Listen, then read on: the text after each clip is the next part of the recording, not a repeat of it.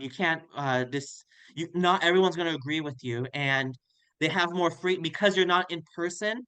I've noticed that people are more free to express their thoughts because you don't have to face the in-person backlash. And I go into these streams knowing that, and I understand if people don't like what I have to say. That's just part of, again, social media. And when people they say names, all that kind of stuff. It's just part of the territory. So I don't really take it personally, but you know, I don't like it. Sometimes I don't like some of the opinions, but that's just part of social media. Does the YouTube drama scene add value to fandom communities, or do you feel like it takes away from the positive aspects?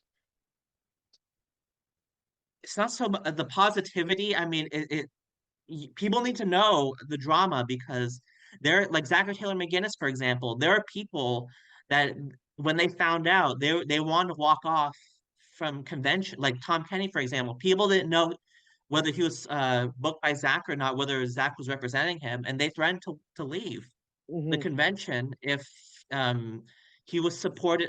Tom Kenny was supported by Zachary Taylor McGinnis. Um, People pay attention to the drama. Like I'm getting messages, people saying they'll no longer support David Yost because of what he did.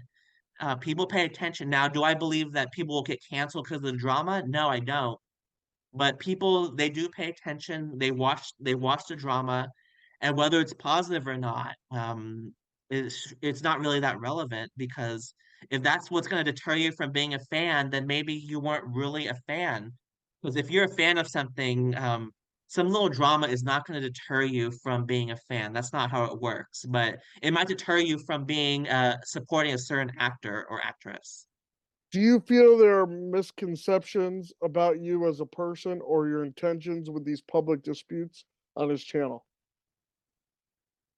Misconceptions. Or about your or like misconceptions about your intentions in these debates, or you as a person? I don't think it's a misconception. I think it's how do I put it? It's intentional um ignorance. Let's just put it that way. Like Well, Henry when ignorance could be considered a misconception. right.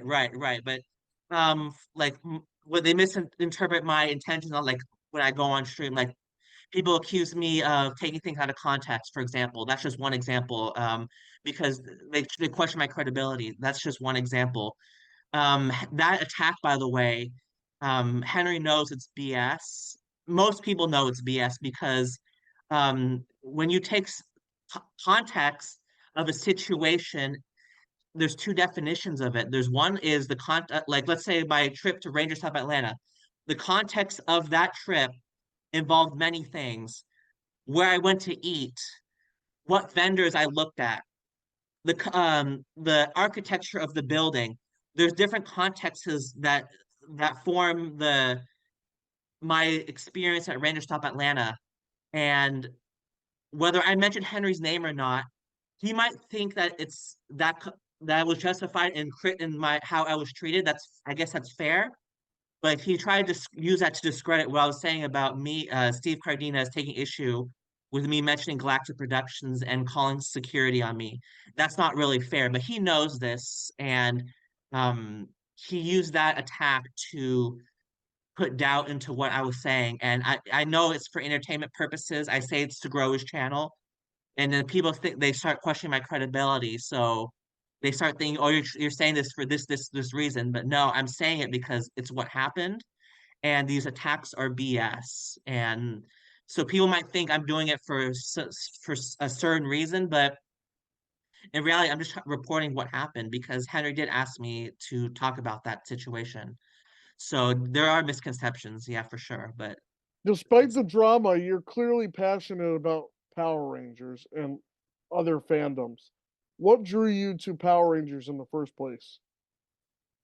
I they packed so much into like the 20-30 minute. I think it was like 20 minutes.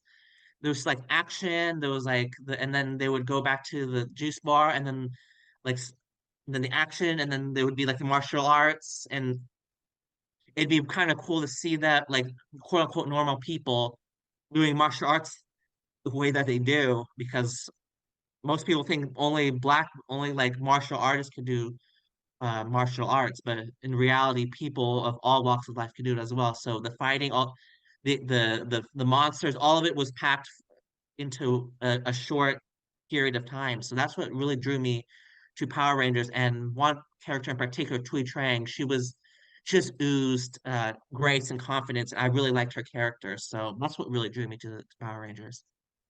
So you know Shay from Henry's channel. She had asked a couple questions